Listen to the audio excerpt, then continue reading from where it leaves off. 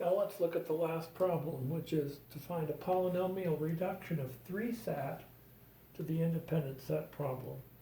Now in this case, we're going to give as an example a Boolean expression in 3CNF form with 6 clauses. Now the rule is that when you reduce this to a graph, the k that is used is the same as the number of clauses, in this case 6. So we're going to define a graph which has 6 times 3 or 18 vertices and a bunch of edges. And then we will show that this graph has an independent set of size 6 if and only if the original Boolean expression is satisfiable. All right, now what's the rule for the construction? Well, we have to have one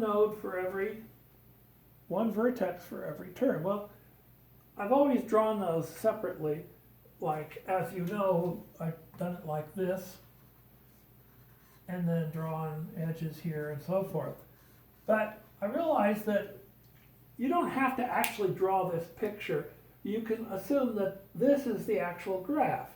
So what we're doing is we're turning this into a graph where each vertex is a term and where the edges are lines between the different terms.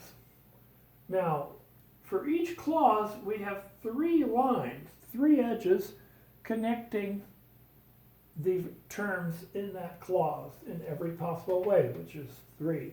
Those I have done now with blue lines. Now, by the way, when we have a graph, we don't necessarily have the lines colored.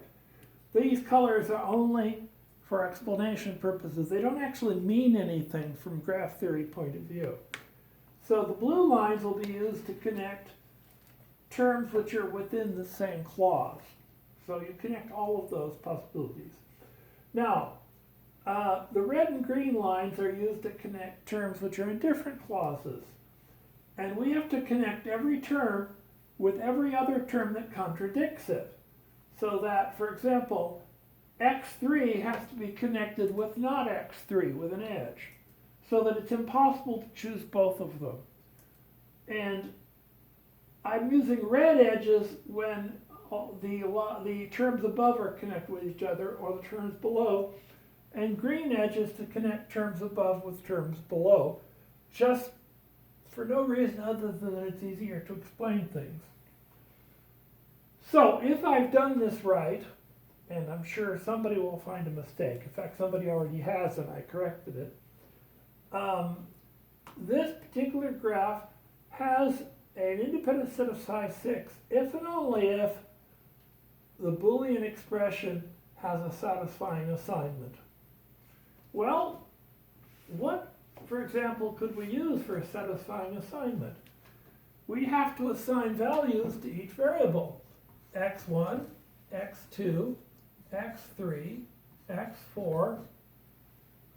Well, there are only 4 variables. So that means we have to assign 4 truth values. Well, what are we going to do? I don't know what the correct answer is. Since this problem is NP complete, in principle, you might have to try everything to get one. Well, I certainly hope not. Let's try letting x1, x2, and x3 all be true. So we'll make this one true, and this one true. That's only an initial guess. And the question is, if that's the case, are we satisfying all clauses? No, we're not satisfying this clause. So if we let x4 be true, we have now satisfied all clauses. Let's check that. This clause is clearly all 3 of these are true. In this clause, x3 and x4 are both true. Here x1 is true, so we're okay. Here x4 is true. Here x1 is true. And here x2 and x3 are both true, so we're okay. So what we have to do then, to pick the independent set, the independent set corresponds to a choice of vertex for each clause, or choice of term for each clause. So here, we get to pick one vertex for the clause. Now, this is x1, and this has to be x4, and this has to be x1, and this could be x2.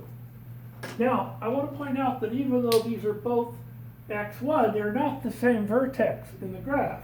And in fact, these two vertices do not have an edge between them. So what it means to have an independent set is that take any two vertices that I've chosen, there is no edge between them. Since there's one in every clause, there are no blue edges between them.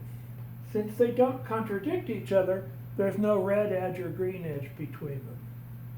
So therefore we have done, and this took polynomial time to build this, so we have a polynomial time reduction of 3 sat to the independent set problem.